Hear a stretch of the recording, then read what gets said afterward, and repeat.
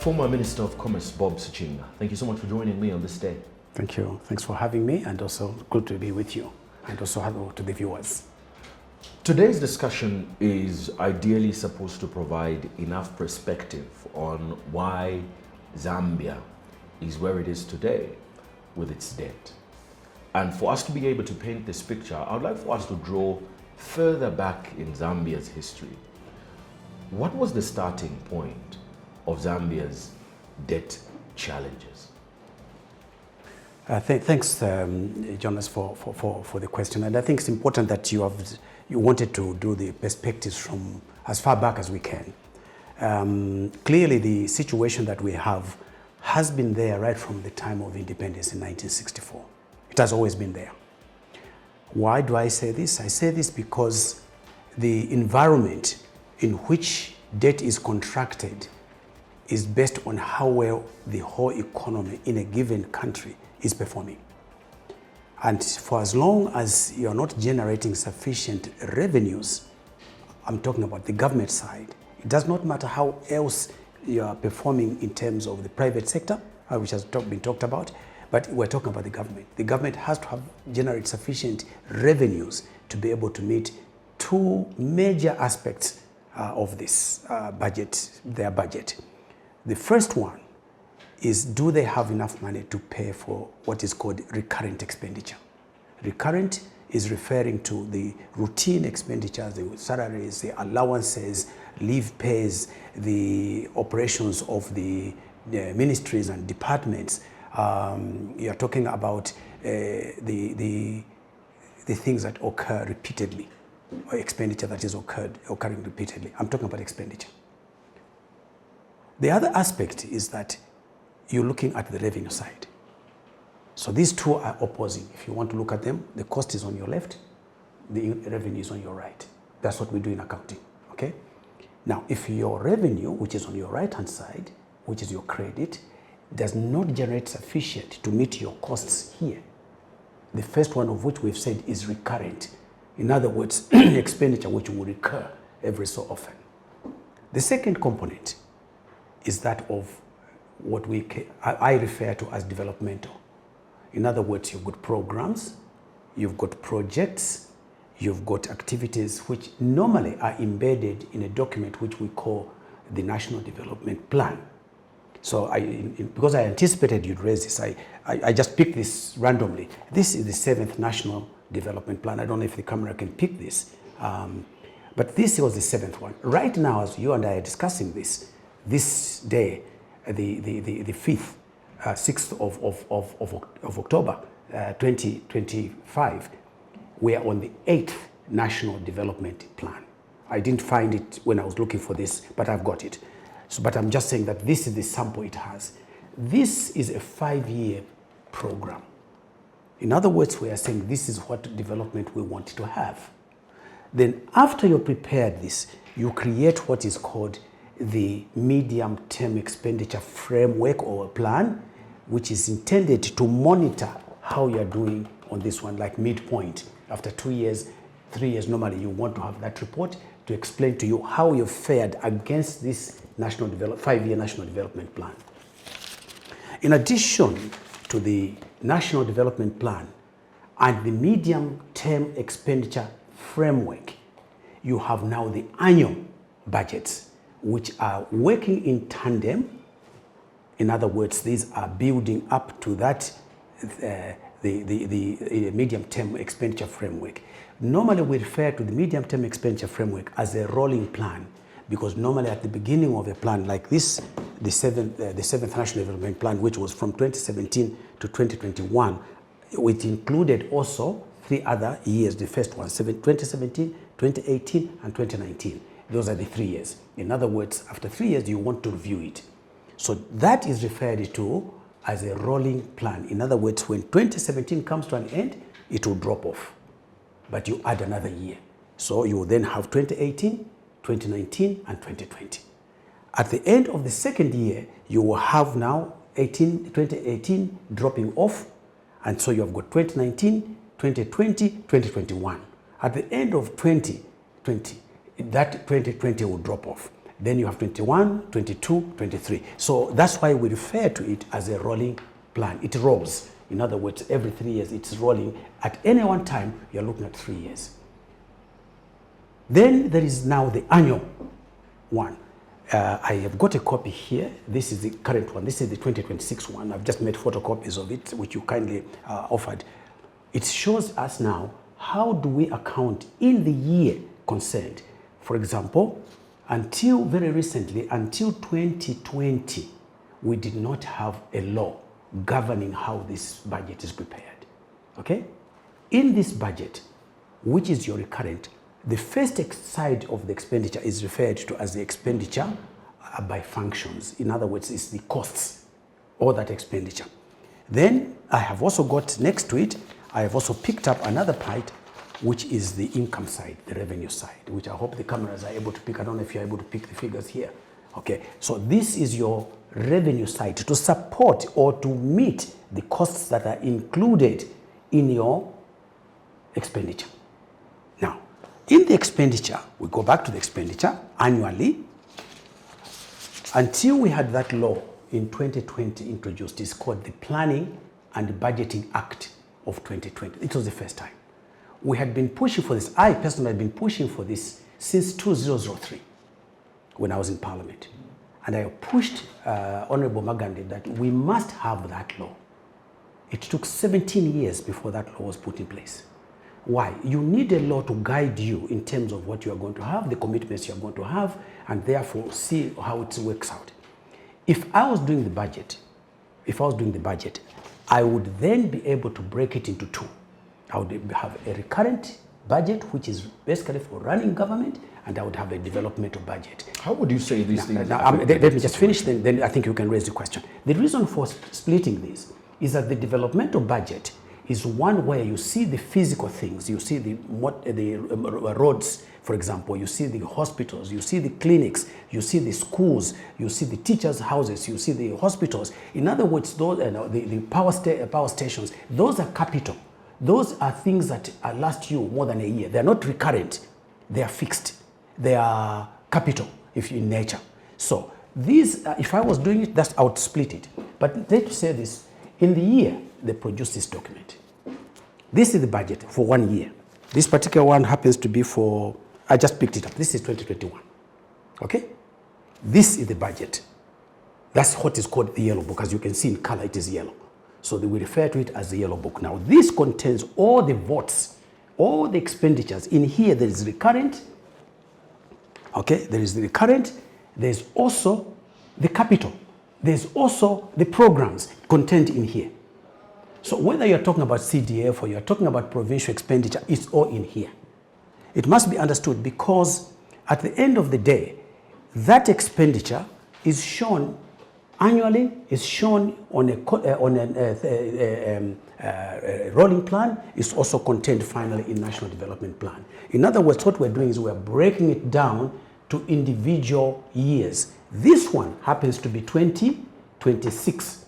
So in the Planning and the Budgeting Act of 2020, what we ended up agreeing is that we must show the plans that are coming from the bottom, coming to the top, before they come to the Ministry of Finance, so they are already prepared at the district level, from the district level, in fact the constituency level, from the constituency level to the district level, from the district level up to the provincial up to the central one at that government. And the first one that you see is domestic debt and foreign debt. It's here, okay?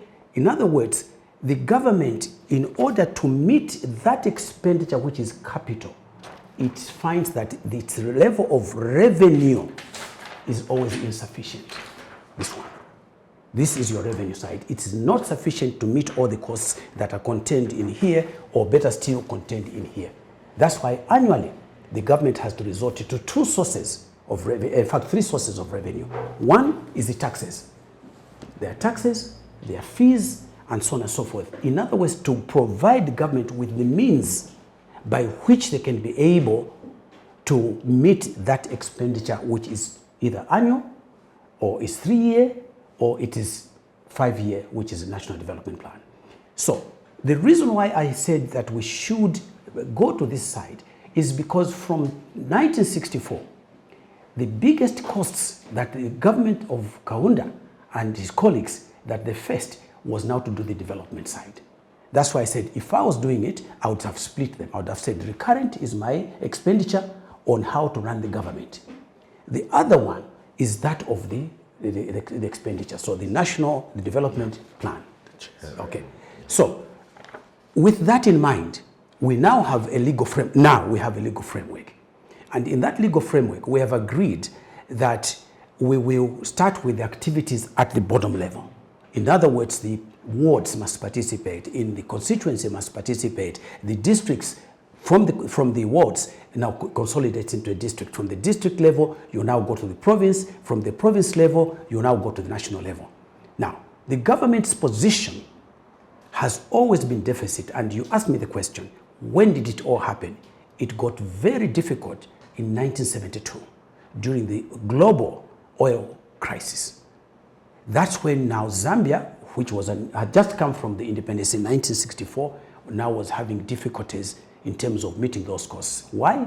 Because our revenue from what we export, from what we produce, which is referred to as GDP, was not sufficient to meet our developmental aspirations. So we resorted to institutions which would provide some credit to help the country meet its demands on the developmental side. That is when the debt, which was finally written off in 2004, started. When we reached the hippie completion point, remember we had been borrowing money. We'd been borrowing money from the World Bank, the IMF, the so-called cooperating partners, where they give us poultry support and so on and so forth. So because we did not generate enough from our own resources. And I think we can move from there now to the issue of what happened in 2005 finally, in terms of the hippie completion point and the write-off of the $7.2 billion US dollars of the sovereign, and I'm saying sovereign debt at the time. And sovereign here means government. It means publicly acquired debt. In other words, that not individual companies or individual persons, but that which is belonging to government. So I hope that it has brought us to the 2004-2005 write-off. So since that time, to come to the present day, after the write-off, we had no more debt. There was a small amount of 576 million, but finally that was also written off. And thanks to the people that were involved in the campaign for debt write-off, both locally as well as in foreign situations. So we then moved on. Since that time, under the MMD government, under the PF government, and now leading us to the UPND government, each one of them has been acquiring debt to sustain that expenditure on the capital expenditure, in particular for developmental. I hope that helps us to get to where we are now. Where we're standing now, according to government, we'll get to that. I would like let's make this clear. To get to where we are, it has been an accumulation, if you want. It's not one government. It's been accumulation of the various governments. That's where we're standing at the moment. So we've talked about the historical perspective and yes. come as far as 2004, 2005. But in the early 2000s, Zambia obviously benefited from the debt cancellations that we've also highlighted, which is what we've been talking about. What would you say were the key policy, governance, or economic management lessons from that period that we can learn today? All right. I think it's important that we understand where the country is coming from. Zambia is a very small economy by comparison to other countries. It's a very, very small economy. It's a very small, and shall we say, by comparison to the demands that it has, developmental requirements it has, it's a very small economy. So there was not sufficient that is being generated from there. So I think that the lessons to be learned from there were this: we needed to get more from what we generate income from. In particular, you have to have control over your natural resource endowment. And in this particular case, I'm referring to the mines. I'm referring to the lakes and rivers in terms of power generation. I'm referring to the situation of the demands for the services to your people, because the population has grown. Let me just remind the viewers and in our discussion, In 1964, our population was 3.2 billion. Sorry, 3.2 million. Now we're at almost 22 million. Clearly, this has increased. However, the structure of that, the profile of that population is that, as we stand at the moment, is a very, very young population. It's a very young population. The average, or what we call the mean, of that age group is 19 years. That's the mean of that population. That's the biggest population. The percentage of that population, about 84% are below the age of 35. In that, if in that group of below 35, there's also the 25 in the whole population, which is below the age of 25, which constitutes 68%. 68% of our population are below the age of 25. Their demands obviously are more expenditure related rather than production related. And because of that, it means that your expenditure must be in areas like the education, health, the training, startup businesses, and so on and so forth. Why? Because it's a young population. They are young people that are learning to do their businesses. They need those resources. And because they don't have capital, they don't have even the collateral, if you want to call it that, for the banks. It means that they have to rely on the government. Hence, you've got companies and organizations such as Citizens Economic Empowerment coming in, microfinance coming in, and so on and so forth. So that is some of the lessons we are taking away from that period in terms of coming forward, that you have to have control over your natural resource endowment, whether it is water, it's forests, it is mines, power supply, and so on and so forth. It means you must make better use of that. Create the capacity that will sustain you in the longer term rather than in the shorter term. We'll come to talk about the natural resources because I believe, like you said, it's a very, very important part of development of the country. But then when you look back over the last 2 decades and in relation to Zambia's debt, what would you consider as the biggest drivers of this debt accumulation that we've seen from the early 2000s to where we are today? All right. I will pick and choose. There obviously there were many factors, but I'll pick and choose. I think the biggest one, the biggest debt we contracted in terms of development, let's put it that way, has been as we came in 2012 period. There was, for the first time, we went to the commercial market, okay? The commercial market, in other words, there is no, the interest rates, there is no provision for soft loans, let's put it that way. So we had to make sure that you are generating sufficient amount to cover the higher interest that will arise from that commercial debt. It was the Eurobond. The first Eurobond amount was $750 million US dollars.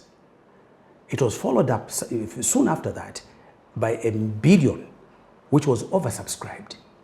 So you can see that the capacity, the demand for development financing exceeds the amount that is generated by the country.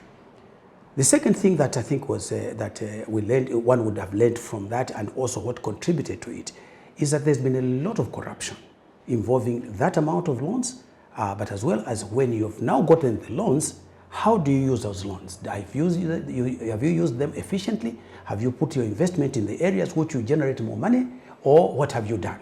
So in this particular case, the other lesson that in terms of your question before, we did not learn the fact that we should have invested that money in those activities, in those capital programs that would generate further income in due course. For example, the power stations.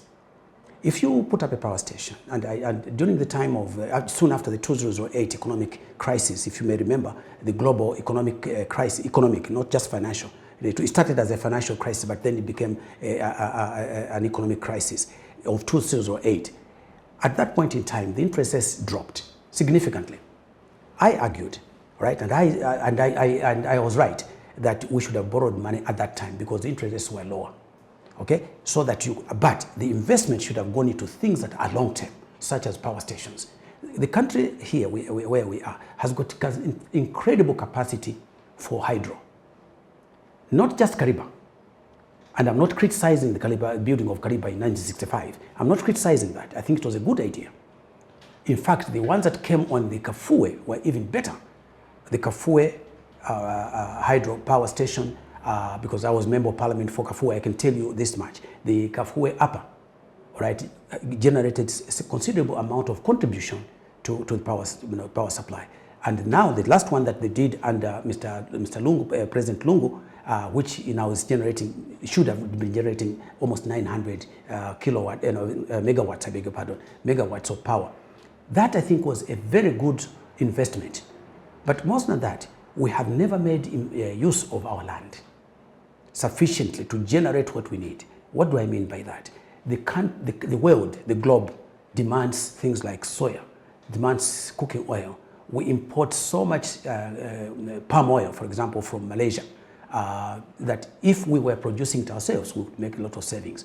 The other area of big expenditure is obviously the fossil fuels, the oil that comes through Tazama pipelines and then coming to be processed at Indeni and so on and so forth. That again was an important investment to have made money, an investment into. The other thing that I think is quite clear is the policies of government, where, for example, the PF government had interest, so that had mineral royalty tax, right, at 6% when they left office. Here comes the UPND government and the so-called New Dawn, and lowering that from 6% to 3%. What does that mean? It means that it does not matter how much production you have, your level or your portion that you're getting for your operations for the ore that is coming from the ground has been reduced by half. So you believe that the major things that have driven Zambia's debt in the last 2 decades, is what you've said, has been the... Not generating sufficient from our resource, our natural resource, agriculture, mining, the rivers and power stations. We have not utilized them. In other words, we have fallen short. Because of that, we found ourselves not generating sufficient, and has led us to here, so we ended up borrowing. Do you believe that the decision to borrow, the Euro bonds that you've talked about, was a well thought out decision, and should you as the PF had made that decision when you were serving the people at that time? Yeah, there was need to invest. The question that you're raising is very important. Had we done our due diligence? Did we look at the return? Did we examine where we wanted to make the investment? I want to say to you in a very categorical manner, no, that process had not been done. What was needed was, after we had done the manifesto of the PF, we should have then prioritized it and said, what is it that we should invest in? Remember, it is coming very soon at the heels of the 2008 global economic crisis, remember? So we had the opportunity to have said, okay, we're going to invest it partly in the infrastructure. And this was my advice to President Sata, because I was his economic advisor before the government, or in September of 2011. I said, sir, we should concentrate on infrastructure, industrial infrastructure, all right? Because that is a driver, exactly what you've asked, is a driver for this. Secondly, we should then have looked at the investment on the mines in terms of ownership, right? Now, that is partly why the KCM issues, which had been done by the MMD government, needed to be corrected. There was also need to ensure that the road infrastructure, because Zambia now sits in the middle of the SADC countries, surrounded by 8 other countries, we needed to sort out the infrastructure for power, communications, the reticulation, as well as the road infrastructure. In other words, you needed to build roads that are of quality, railway lines, for example, telecommunications, for example. You have to become the center of all that. We should also have developed agriculture in a more serious manner.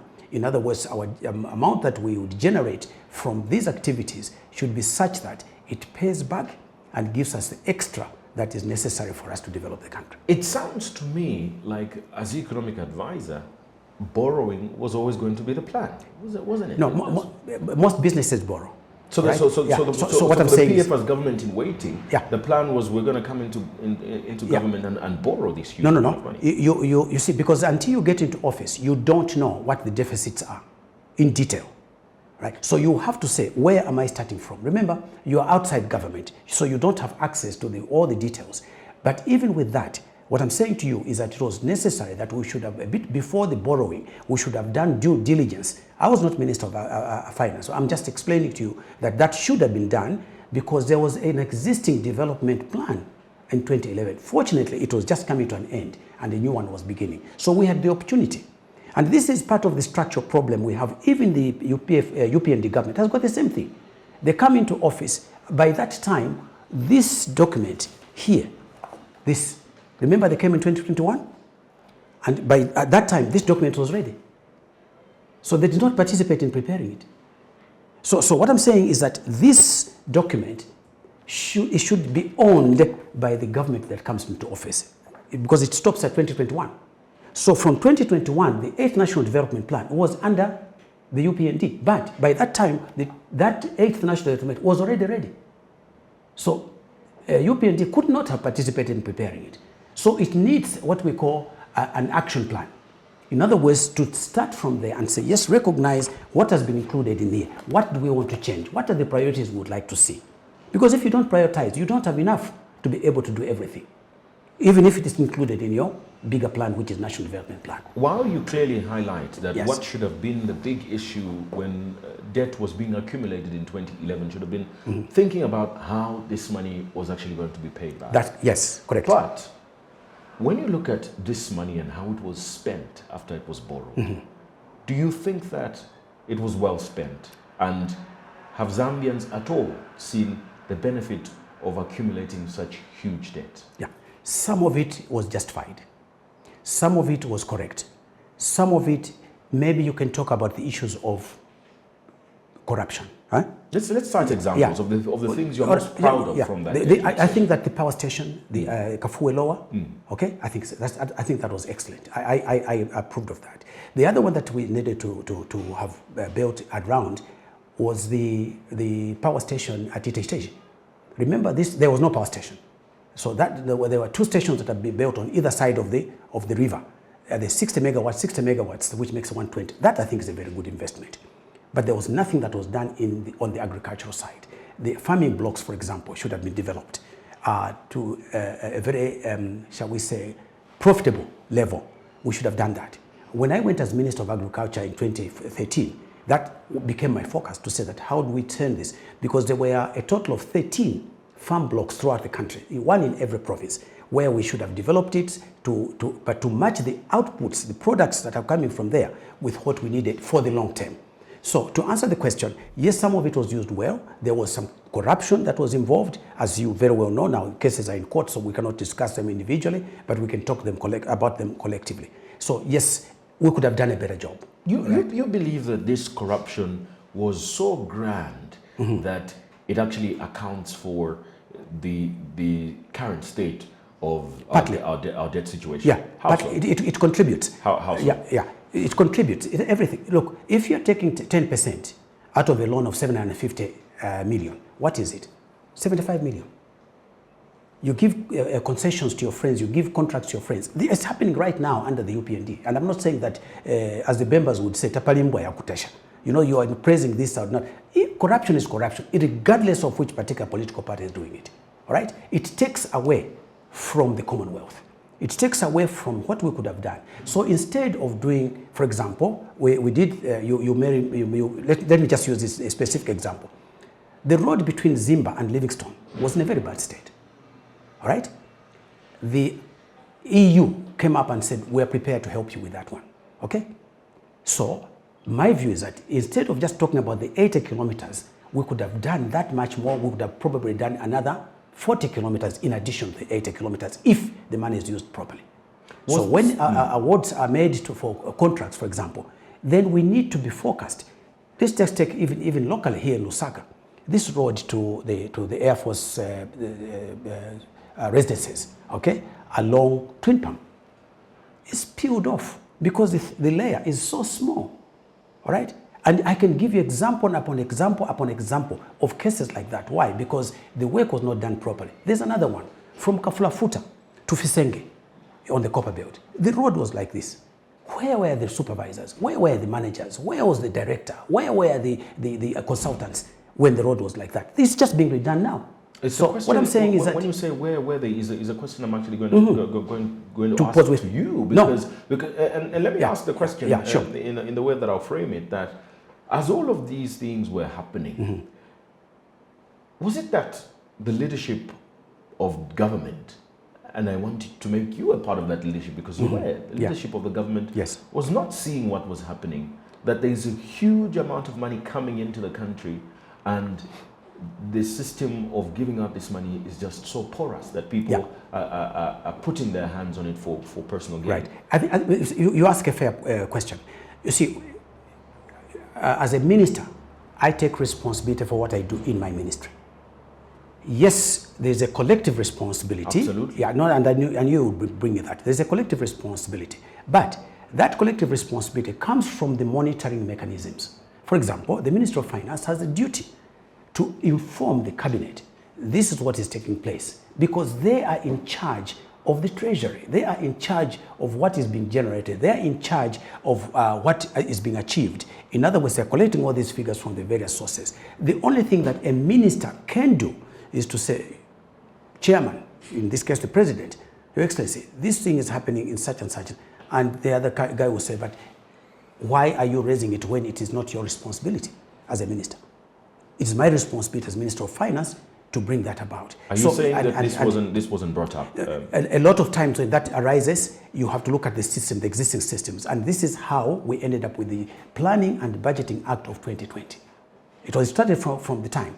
So some of us were pushing for this. Remember, I said I started in 2003 to push for the Planning and Budgeting Act. Without this infrastructure, without the procedures, without the basis upon which you can measure, you're not going to achieve. You're not going to know how far you've gone with that objectives. So to answer the question, yes, there is that collective responsibility. But the way government works is that I look after my responsibilities as a minister in my ministry. Okay, that's my responsibility. The collective part of it obviously has to come now from that ministry, which is in charge of ensuring that we have now got these figures. Those figures are also required in Parliament because there's a parliamentary committee, a standing committee in Parliament. All right, it's called the Budgeting Act, the Budgeting Committee, all right, or Estimates Committee as we previously called it. All right. There's also another committee, standing committee. It's called the Economic Affairs and Labour. Now it has changed. But there was also that committee that would supervise it. But you do it once every year rather than periodically. So the system, the planning system law needed to be in place to compel government to make sure that every 3 months they would report back to Parliament and say, this is where we're standing on the plans that we had in the 7th National Development Plan, on the plans that we had in the rolling plan as well as in the annual plans. Because what you said, I was going to ask actually something in relation to that. Yes. Given the fact that you've come into office in 2011 as a government, you've got this robust plan that involves borrowing almost $2 billion United States dollars in an economy like Zambia. There was a need for government to sit down and deliberately monitor the income side of this money, That's how correct. it was being spent, and the tracking of the development. That is correct. Do you think there should have been even temporary policies that should have been put in place to track these resources and how this money would come back? Yes, in fact, it was raised, even in cabinet. The matters were raised, some of us were raised. But you see, Jonas, part of the issues is, you elect people to Parliament. The existing government structure is such that the president can draw the bulk of his ministers from Parliament. So he has to juggle around with the kind of people he has in his hands. In other words, if he's going to appoint a minister of finance, you have to have somebody who understands finance, all right? If you are appointing somebody in agriculture, he has to have an understanding of agriculture, or be it from his their individual experience in wherever they've come from, okay? If you don't do that, then obviously they cannot deliver according to what you want. But also there's the public service itself, the civil service itself, starting with the controlling officer who is the permanent secretary. They are the technical people. So if you've got a minister that is not competent, in inverted commas, technically, all right, in, say, finance or in agriculture or in commerce, trade and industry and whatever it might be, if you don't have a minister that is competent in that area, this problem will arise because he's got no new ideas. He's depending now on the technical personnel who are they are led by the permanent secretary, and under the permanent secretary are directors. So you've got a planning director, you've got an operations director, and so on and so forth. So yes, the public service itself also needs to be equipped. So usually the 5 years tends to be, it looks long at the beginning, and take it from me, it's very, very short, because as you come into office, there are already programs that are running.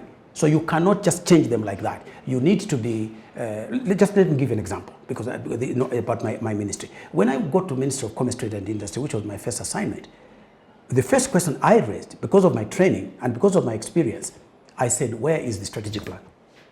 There was no strategic plan. So the first thing that I did was to prepare a strategic plan.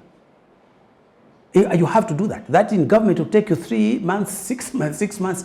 And meantime, the things that were prepared before you got into office, which were in 2010, before you got into office in 2011, are rolling.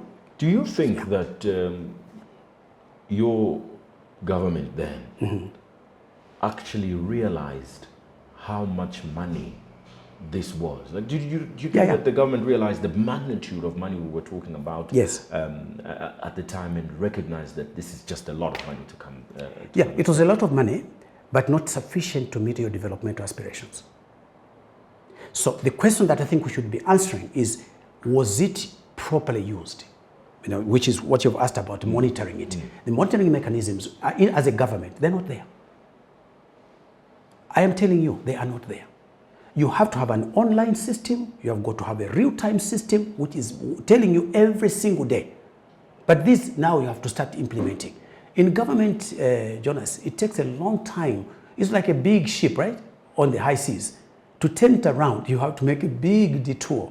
So changing things takes much longer, unless you've done that homework beforehand and you've got people that are competent and they understand the aspirations from the manifestos. That's why I said to you, you need to have what we call an action plan. You have to have that action plan which says, okay, we understand now, this is where we are standing, which is presumably we're coming to that, we're standing here. Like the UPND government found, they were saying, no, this date is like this. So they must have had a plan. This was starting from here, this is what we'll do as priorities and so on and so on. But until they come into government, they don't know the extent of that debt. According to the 2026 proposed budget, Zambia's external debt stands at 15.7 billion United States dollars, while domestic debt has risen to 242 billion. Yes. What key risks do you see with this current debt mix? It won't be paid. Simple and straightforward. Unless specific things are done. Okay? Why do you think? Let me give you an example. Before we get to the things that should be done, with the current situation, the status quo, why do you think it won't be paid? Because to reschedule a debt is not a write-off.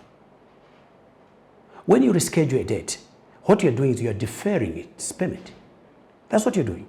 You are saying, I won't pay it now, and because I can't pay it now, let my child, my son, my daughter, be the next group that must come and pay for this debt. That's one How way about to our look grandsons as well? No, that's one way to look at it. But what about that's the only way you can look at it. Because when you reschedule debt, what about the reasoning that you reschedule this debt so that you are able to pay it off when you are able to get 3 million metric tons of copper production, for example, which is what they are projecting by the year 2030? All right. The question is now, we're now looking at the quality of that decision. Jonas, I worked on the mines. I was at Mufrira Mine as mine secretary and financial controller at Mufrira Mine, not in a small mine, which has got all these levels. You are talking about the primary mining, you are talking about the secondary crushing, you are talking about concentrating, you are talking about the smelting, you are talking about the refining. I can tell you this much. To talk about Zambia reaching 3 million metric tons of production is wishful thinking. But at least if we're no, I'm just, but hear me.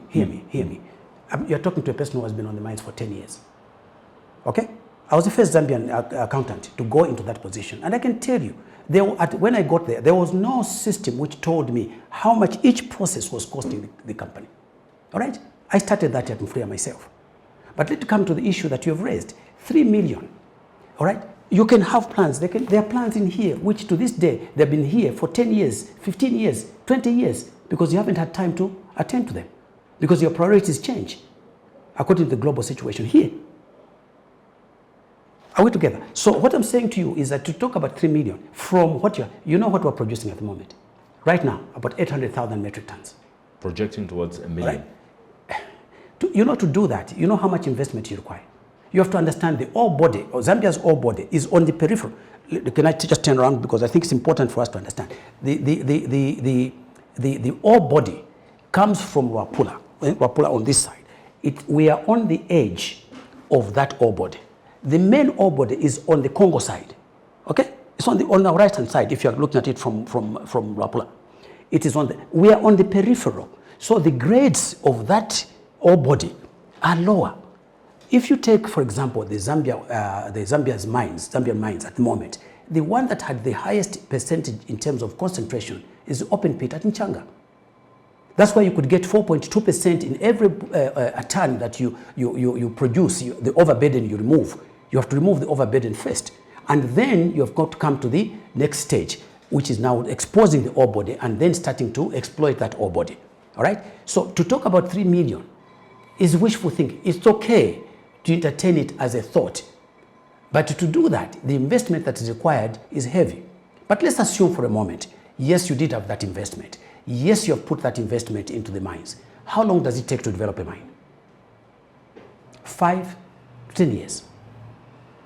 Okay? When you have developed it, you have to answer the question, who is the owner of that mine? Who takes the profits? The people who own it, the shareholders. But when you look at the Zambia's debt situation, it needed to be restructured because Zambia was not going to be able to pay anyway. I am saying to you, I am not saying it should not have been restructured. I am just saying to you, that's not the panacea.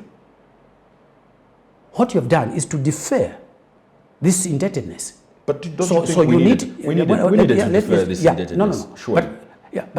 Yes, you have. Then what? Then you start planning so that you can finally be able to... That's exactly what happened in 2011. But what would we have done in this case? Because Zambia would surely not have been able to pay that debt without even now, its population. you will not be able to pay that debt.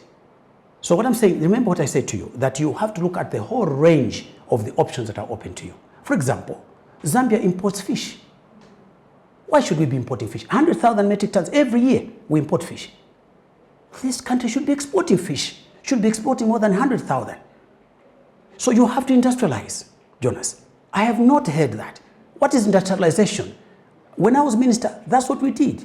We produced a document and concept document in 2012, which was the job creation, the industrialization and job creation. You don't think these strategies being put in place by this government to try and build resources from within the country? I don't want to speak for this government. I don't know what their plans are. Let me highlight some of their plans. For example, but you are not qualified to talk about their plans. I mean, they've shared their plans publicly. No. But I'm telling you, remember when we started? Because we have to discuss their plans. We said the quality of that decision, the quality of that statement. You have to question it, because if you don't do that, we'll end up with the 2011 situation. Remember? That's where we came from. So let's talk about this quality. Yeah. That when it comes to the agriculture sector, they're saying, well, we must be able to produce our own fertilizer in the country, and they're having these billion-dollar projects, which are part of industry. I believe you do agree with that. That they're getting all this investment into mining worth billions, of dollars. Whose investment? They're getting this investment into the energy sector to be able to supplement the energy crisis that we've got. Billions of dollars. I mean, but let's be specific. To see them. Yeah. Jonas, that's the whole point. Nonetheless, all these are investments part of industry. Those are platitudes. They're platitudes.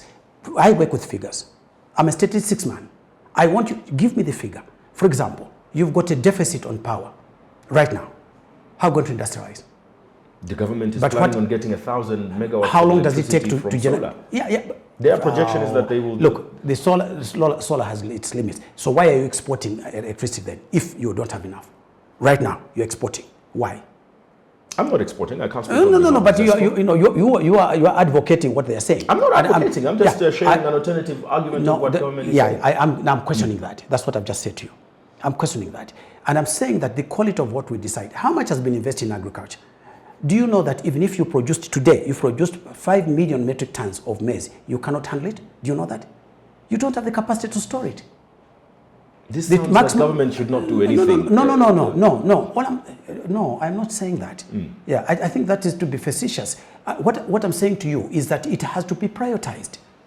So what I'm saying is that I'm not saying they should sit down and do nothing. I am questioning even the prioritization. So don't make a statement which you cannot verify. This is what has happened with this government. You made promises which you can't fulfill. Let me ask you this. Do you know that the Kalungushi River up in Wapula, through northern province and into Wapula, can produce 350 megawatts right now if we built it? Because that's where the rainfall is. Have they made an investment in there?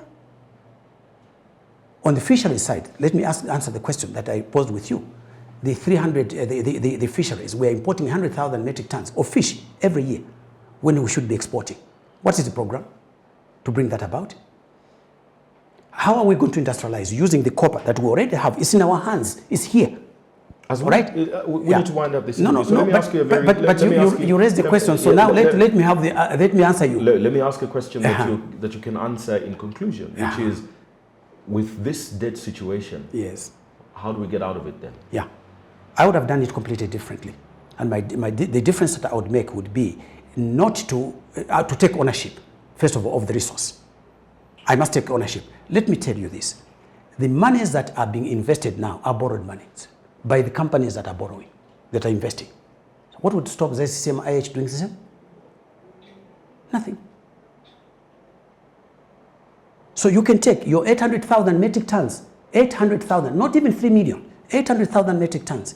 When you convert that through finished commodities by industrializing, by having value chains of what you're going to do, instead of sending the blister copper, you know that lamp which you see on the trucks being carried, or cathodes and so on and so forth that have been carried to the seaport, I would have stopped that. And if you go back in the history, you will remember that I had said that we're going to stop that because we're going to industrialize, so that we can produce the stuff here. And when you do that, when you industrialize, when you add value, when you beneficiate, okay? When you beneficiate, you're going to get 8 to 11 times more value. At the moment, only 800,000 metric tons multiplied by $10,000 per metric ton gives you 8 billion, okay? I want 8 billion. I don't want 8 billion. I want 88 billion. How am I going to do it? I'm going to do it by value addition. How am I going to get the value addition, the investment that is needed? Yes, I'll borrow, but it's specific to that value addition. To give you an example, we had Ndola Copper Refinery. What happened to it? In the Ndola Copper Refinery, we had a precious metals plant, which I know. We were producing gold, we were producing silver, we were producing palladium. The gold was going to Bank of Zambia. The silver was being used in Kabwe to make ornaments. I'm saying that is what I would do. And that is, if you may remember, Jonas, you were very familiar with what I was saying. That's why I wanted industrial clusters, which would now use this resource, which you have in your hands, not look for it elsewhere, and buy the technology and say, this is what we're going to do here. It will create jobs, it will create greater value, and it will obviously generate it to spin off into other areas, because you are industrializing. Your ownership is also yours, not for other people. What we're doing at the moment, you can even reach 3 million, let me tell you this, but you will not have the benefit. At 3% of mineral royalty tax, you're getting half of what PF was getting during their day. That's what I'm saying to you. And we have never been at $10,000 per metric ton as we are now. So that's the time to maximize. What will it do? It will produce more value for the commodity that you already have in your hands, which you're producing from your country, even if it's at lower rate than in Congo. Thank you so much for joining us. You're welcome. Thank you. This day.